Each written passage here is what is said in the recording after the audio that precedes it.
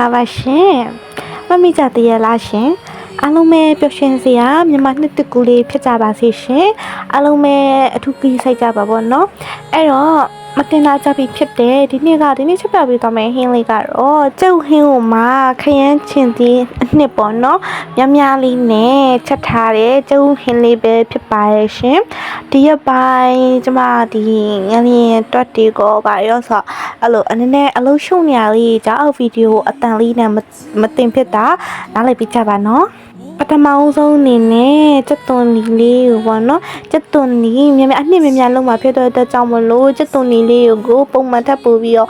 များလေးထည့်ပြီးတော့စီတက်ထားပါရရှင်အဲ့တော့မိနစ်နဲ့လောက်စီတက်ပြီးပြီဆိုလို့ရှိရင်တော့အစိမ်းမုံအနေငယ်ထည့်ပါမယ်ပြီးရင်တော့ငပိပေါ့နော်ငပိစိမ့်စားငပိလေးအနေငယ်ထည့်ပါမယ်ပြီးလို့ရှိရင်တော့ငပြာရည်ပေါ့နော်ငပြာရည်လေးအနေငယ်ထည့်ပါမယ်ပြီးလို့ရှိရင်ခရမ်းချင်တီပေါ့နော်ခရမ်းချင်တီလေးကိုတခါတည်းထည့်ပြီးတော့တခါတည်းမှွေထားလိုက်ပါမယ်ရှင်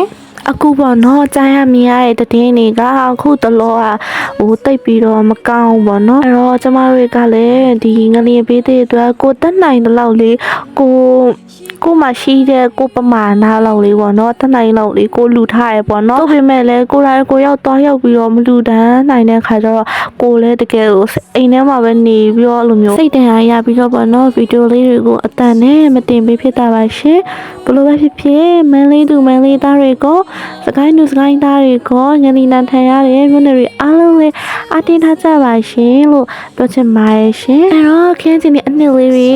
မနစ်နဲ့တော့ထားပြီးပြီဆိုလို့ရှိရင်တော့ကျုပ်လေးတွေကိုကျုပ်လေးပေါ့နော်နှစ်ချမ်းပြီးတော့ဒါထည့်လိုက်ပါမယ်ရှင်ထည့်ပြီးရခါကြလို့ရှိရင်ဒါအနှဲငယ်လောက်လေးပေါ့နော်အနှဲငယ်လောက်လေးမှွေပေးလိုက်ပါမယ်ရှင်တို့ပေမဲ့ကျဲဥလေးတွေအခွန်နဲ့အကာမကွဲအောင်တော့နည်းနည်းလေးမှွေပေးရပါမယ်ပြီးရင်တော့ရေနှဲငယ်ထည့်ပြီးပြီဆိုတာနဲ့အရတာရှိလာတဲ့ဟင်းတစ်ခွက်ဆိုတစ်ခွက်မှတိတိတတာထမင်းမီစီတဲ့